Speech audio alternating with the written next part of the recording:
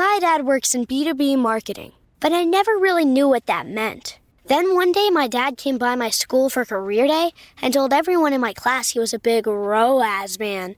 Then he just kept saying things like, the bigger the ROAS, the better, over and over. My friends still laugh at me to this day.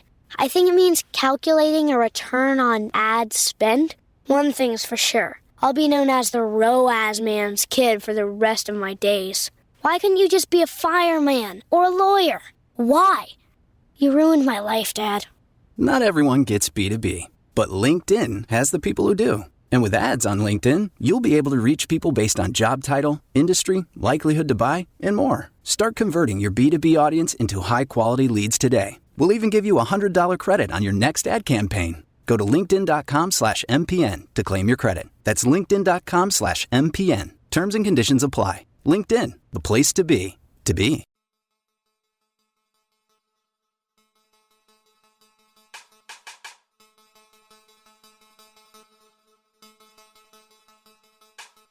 Hey, it's John Lee Dumas of EO Fire, and it's the Entrepreneurial You, the show for dedicated and passionate Caribbean entrepreneurs seeking daily inspiration, brought to you by author, speaker, and award-winning entrepreneur Heneka Watkis-Porter.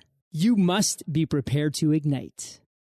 All right, let's do this. It is the Entrepreneurial You podcast, the show that inspires and motivates entrepreneurs by hosting guests like Richard Branson, Seth Godin, Lisa Nichols, Les Brown, John Lee Dumas, and a host of others. I'm your host, Heneka Watkis-Porter, and it is my pleasure today to welcome somebody known as the Imposter Syndrome Killer to the Entrepreneurial You podcast. But before we do that, let's hear it for our sponsors. We have the Jamaica Stock Exchange, Next Step Digital Services, and 5 Minutes Bookkeeper. So, of course, we're going to hear now from the Jamaica Stock Exchange. Let's hear from them. We needed to raise capital, but our experience with local financial institutions was that they were cautious and slow to act, and interest rates were far too high. We had real concerns about financing our business through outside equity investors and the possibility of interference. Could we get a fair valuation for our business? We had our own ideas about the business and its value. Should I go the traditional route of bank financing, or should I try the Jamaica Stock Exchange? So we made a call and experienced transformation of our business through conversations. I'm John Mafood, CEO of Jamaican Teas, and we're listed on the Jamaica Stock Exchange. Give us a call today at 876-967-3271 to begin your transformation through conversation. We want to see your company listed on the Jamaica Stock Exchange. Welcome back. Today I have joining me an acclaimed international keynote speaker, the host of Banking on Cultura podcast, which explores Latino culture and entrepreneurship. That podcast has amassed over 11 million impressions. With over 2 decades of experience, she has trained more than 20,000 leaders and entrepreneurs on optimizing performance through emotional intelligence and empathetic leadership.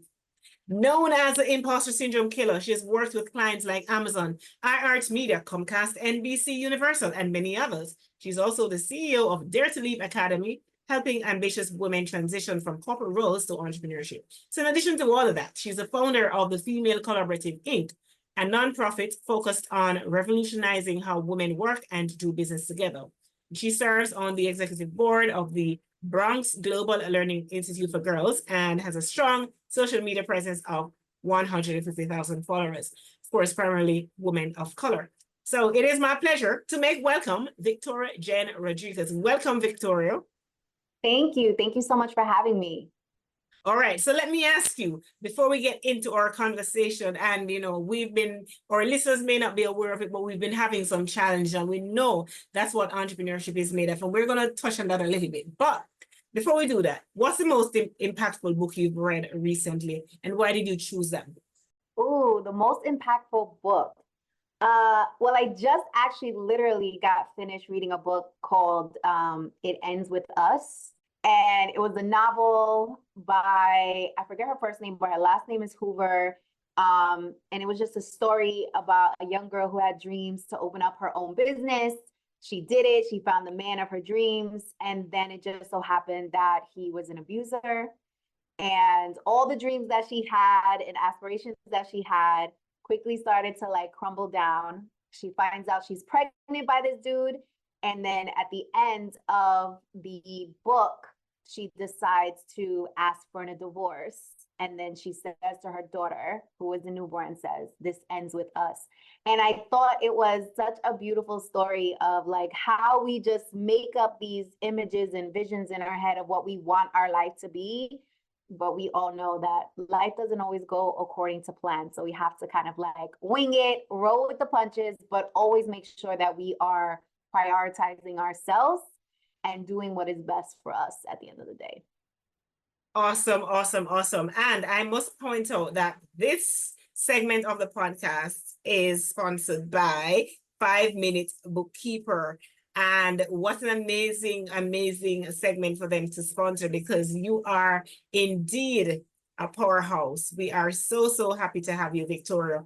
And pointing out something so poignant, and even, you know, as you go along, things are not always going to be the way that you want it to be. Like I pointed out earlier, coming on to this show, we're recording outside of our normal times. That's number one. And then getting here, there's just so many things that are happening. Like one would have thought that I've not been doing this for the last 7 years, right? But things are just happening like 1 minute. I'm like, what's going on here? But we know that is life and we power through. So tell us about your entrepreneurial journey and instances where things have not gone according to plan, yet you go through nonetheless and have a beautiful ending. I feel like I have so many of those stories because, you know, I was the first one in my family to go to school, go to college, the first one to make 6 figures, the first one to start a business. So a lot of the lessons learned, I had to learn the hard way because I didn't have anyone around me to kind of show me the ropes. I had to learn as I go and make all the mistakes. And that's how I learned. I would say one of the biggest mistakes where I was a victim of not knowing what I didn't know. My first year in business, I was fortunate enough to close a $175,000 contract. So I was hyped. I was like, oh my God, like this is amazing. At the time, that was the most money I had ever made in my career. And I made that within months. And I was super pumped. And then the reality check hit me when the IRS said, oh, you made all this money? Okay, great. You have to pay us 40 grand. And it was one of those moments where I didn't know the tax game. I didn't know as a business owner that I had all these opportunities for write-offs, etc. I didn't have an accountant that educated me on that. And so that was a hard lesson that I had to learn. But now the beautiful part of that story is I get to use that as a way to coach other women so that they don't have to make the same mistakes that I've made and they can learn from mine and accelerate their growth. Wow, what an interesting story. Now, as I said in the intro, you're now known as the imposter syndrome killer, right? Tell us about your own struggle with imposter syndrome, because come on, you're the first in your family to go to school doing this amazing stuff. You must have struggled. I'm not even going to ask if you did. You must have struggled at some point with imposter syndrome. Tell us about that and how did you overcome it to now being called the imposter syndrome killer? Like, how does that happen, Victoria? Yeah, so first I always want to make sure that I drive home the point that imposter syndrome doesn't mean something's wrong with you. It's a very natural response to coloring outside the lines, to expanding yourself, to growing. You know, Oprah, Jennifer Lopez, Tony Robbins, all of these people that we look to and we're like, oh, they got it together, they're successful. All of them have admitted to experiencing imposter syndrome within the last 12 months. So what that should indicate to you is that regardless of how successful you are, you're going to experience moments of imposter syndrome because you're human. And self-doubt and insecurity arises most when we're uncomfortable. But we also know that when we're uncomfortable, we grow the most. So for me, being the first one in my family to graduate from college and also the first one to work on Wall Street, where I started my career, I was the youngest woman on the trading floor. I was the only Latina on the trading floor. I was one of 5 women on the trading floor. So I was sticking out like a sore thumb. I would go in there with my hair curls. I got a tattoo on my ankle. Like, you really couldn't tell me nothing. But very quickly, I learned that, oh wow, like I'm different. Like, people don't come from the same neighborhoods as me. People don't come from the same income bracket as me. And at first, it kind of really messed with me, because it was like, okay, am I deserving to have, this type of money? Am I deserving to make six figures? Do I deserve wealth and financial freedom? And so it took some time for me to work through that process. And there were a couple of things that helped me do that I actually turned into a framework, where I now use that framework to educate others on how to mitigate and work through their imposter syndrome. And that's how I was labeled the imposter syndrome killer, because now that's all I talk about.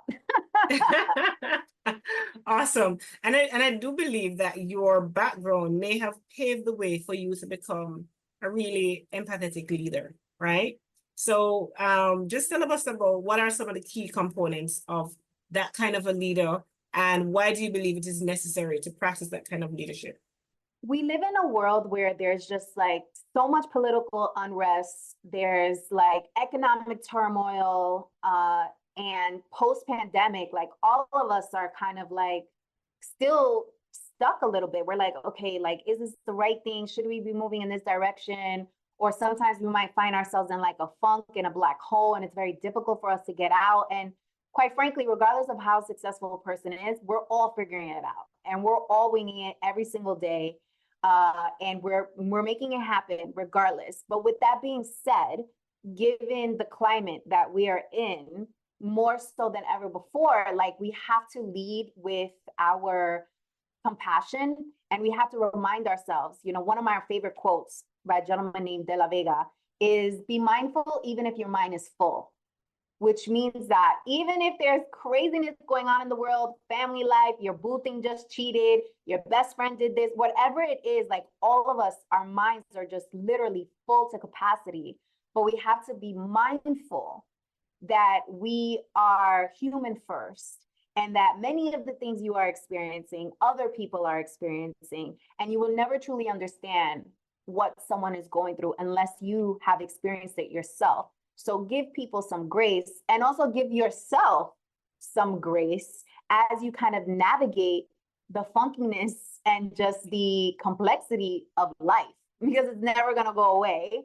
But the more that you become more compassionate and empathetic and lead with your heart and genuinely show up into spaces, the more you will start to feel whole, and you will also allow others to get comfortable in their own skin as well. When we think about it, what does being an empathetic leader really means, though? What does that mean? To me, empathetic leadership means that you're vulnerable, and you're not afraid to admit your mistakes, and you're also powerful and bold and courageous and are a light, but you are smart enough and humble enough to know that you don't know everything, and that you need good people around you in order to get things done, in order for you to build your business, in order for you to make your dreams come true, in order for you to just find solace in this life that we live in. You need to be considerate of yourself and others. So those are the attributes that I would use to describe an empathetic leader. Mm-hmm. And so in your work now, you're working a lot with corporate women who are transitioning from corporate to entrepreneurship. What are some of the biggest stumbling blocks you'd say that these women encounter initially, or even any kind of a reticence? Yeah. Well, the main thing is they don't start. They just procrastinate. So they just like have all these amazing ideas in their head, and they express their desire to want to be an entrepreneur, to create additional income streams for themselves. But because they feel like they don't have everything figured out, they procrastinate and they just prolong starting. And if you don't start, you're never going to be able to like begin this journey. So that's the first hiccup. They allow the confusion and uncertainty to hold them back from starting.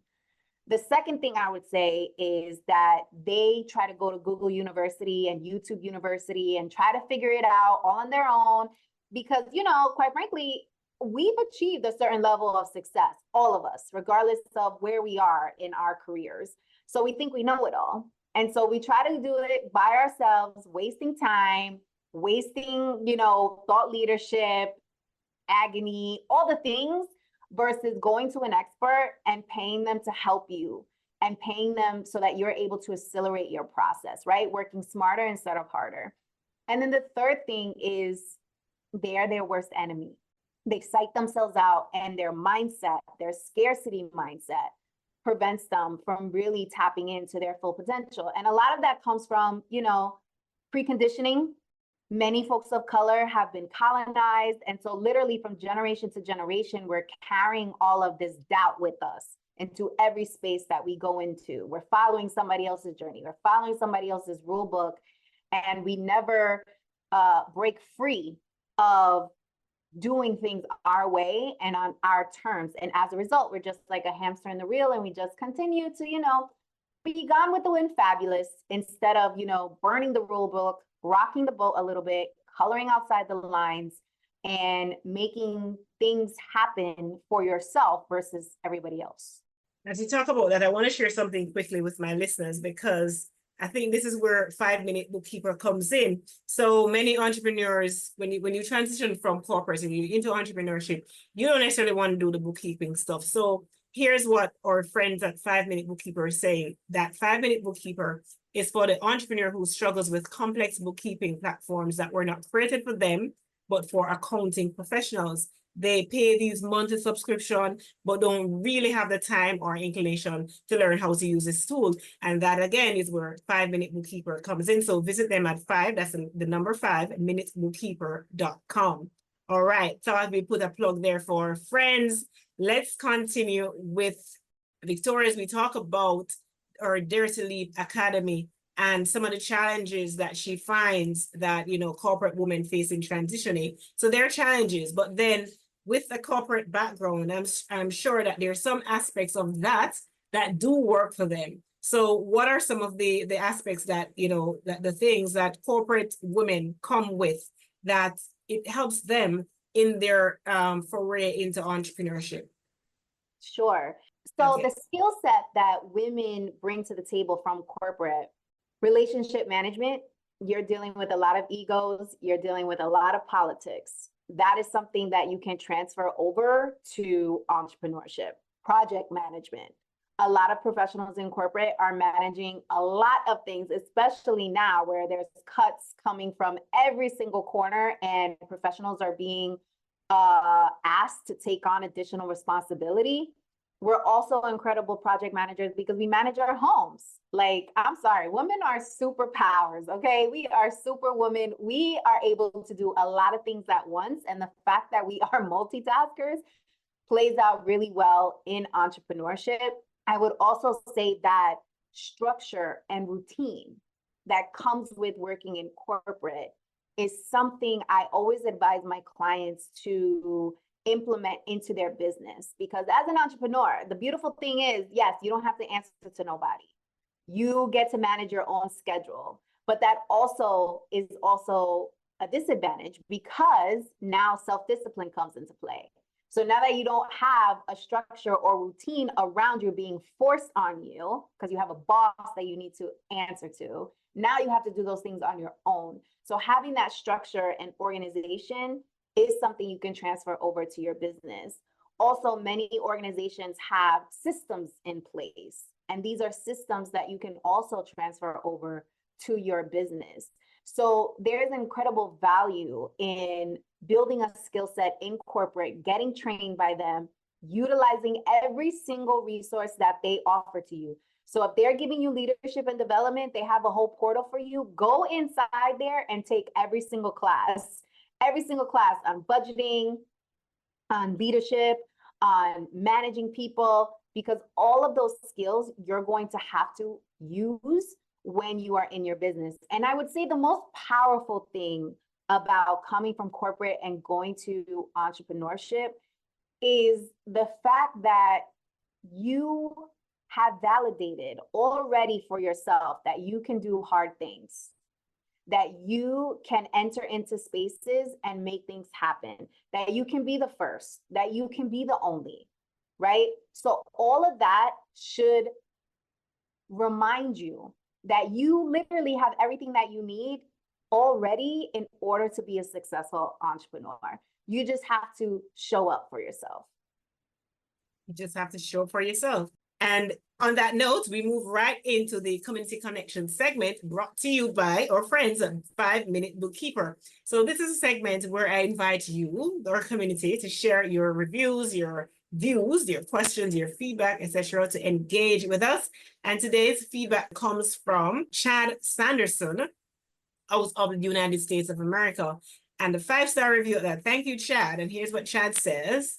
Heneka brings a unique perspective and voice to the discussion, refreshing as compared to some of the other podcasts on business that are out there. Thank you, Chad. How refreshing. And that was the Community Connection segment brought to you by 5-Minute Bookkeeper. Now, as we're winding down this conversation with Victoria Jenn Rodriguez, I'm going to ask you, Victoria, for your final thoughts. Just wrap our heads, bring us home, bring our listeners home as it relates to what we've been talking about. And then once you've done that, we're going to ask you for your contact information and for the information on the giveaway, that the free training that you have for us. So go right ahead. Woohoo! Woo! All right. So final thoughts. I would say that you're a badass. You really are.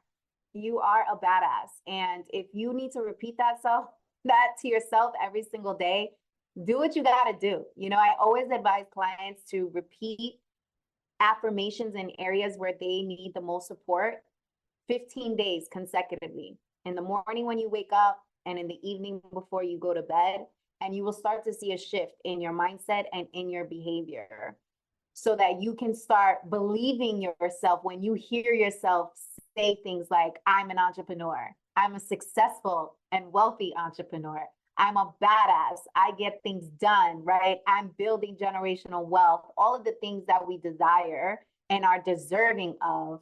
Say to yourself out loud as often as possible, because it gives yourself permission to believe it and also signals to the universe like, okay, you outside, you ready to make things happen, you ready to make your dreams come true, and you are ready to let the world know the special gifts that you have to offer. Well said, well said. And how may persons reach out to you? Because you are breaking legs out there, Victoria Jenn. So tell us how to get in touch with you. Yeah, so on social media, you can reach me at I am Victoria Jenn. So that's IAM Victoria JENN. That's on all the social media streets, or on LinkedIn. You can catch me at Victoria Jenn Rodriguez. You can also get me at my website, victoriajenn.com.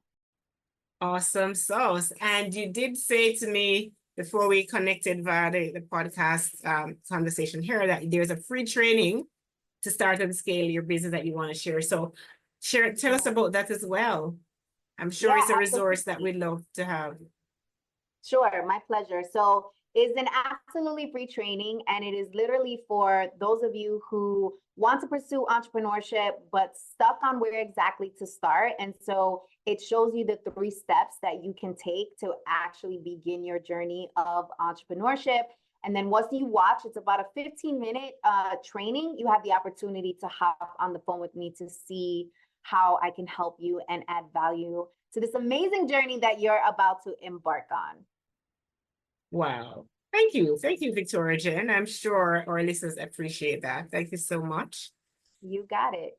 Yeah, and so we're moving right now into our next segment, and it is Trending Now, and we are blessed again to have our friends at 5-Minute Bookkeeper supporting this segment of the show, as well as Next Step Digital. So let's hear a little bit from Next Step Digital. If you need marketing support, if you need to get to SEO mastery, if you need help with social media marketing, they are your go-to. Visit them at trynextstep.com or email at service@trynextstep.com or call 876-570-1769 to learn more. And here is what's trending. Trending now, the impact of empathetic leadership and cultural awareness in business. Empathetic leadership and cultural awareness are becoming essential components of successful business strategies.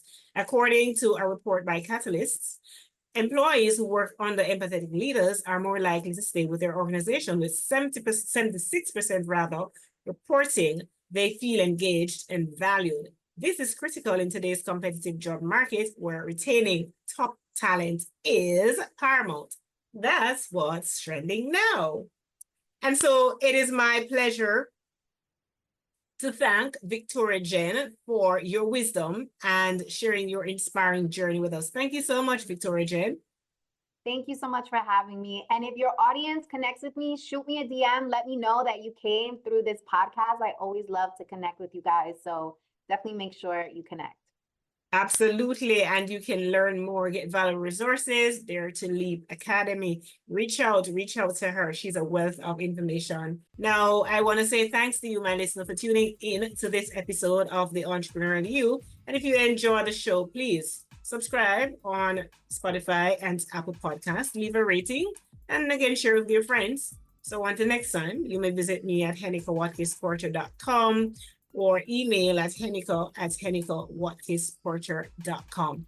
Want to do a podcast? Let me do it for you. Want me to coach you? Let me coach you. Whatever it is podcasting, I'm your girl. I'm the podcast queen. So reach out. I want to hear from you. Thank you. Affirm with me. I'm confident and capable, embracing my true potential and leading with empathy. Take care.